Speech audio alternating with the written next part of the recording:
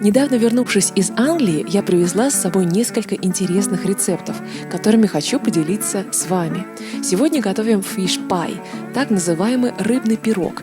Итак, для начала отварим 500 грамм заранее очищенного картофеля, после чего делаем картофельное пюре. Я добавляю соль, 2 столовые ложки сливок и 1 столовую ложку сливочного масла. Теперь займемся рыбой. 300 грамм любого рыбного филе отвариваем в 200 мл молока. Кладем лаврушку, подсолим и оставим вариться на 10 минут. После чего добавим 150-200 грамм очищенных креветок и довариваем еще 2 минуты. Вынимаем рыбу и сливаем через дуршлаг молочный бульон. В кастрюле растопим 2 столовые ложки сливочного масла и добавим заранее нарезанные 2 средние головки лука. Пассируем до мягкости. 2 столовые ложки муки.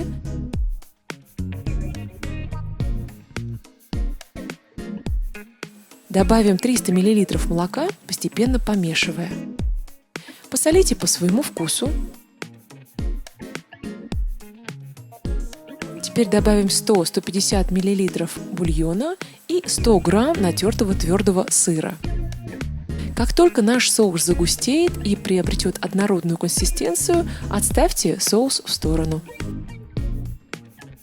На дно жаропрочной формы выкладываем кусочки рыбы и креветки. Затем поливаем соусом, после чего выкладываем картофель.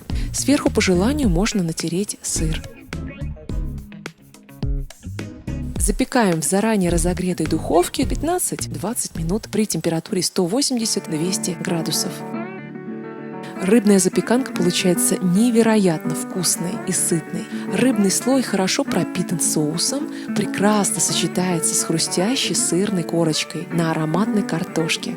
В общем, всем рекомендую приготовить это замечательное, вкуснейшее английское блюдо fish pie. Приятного аппетита!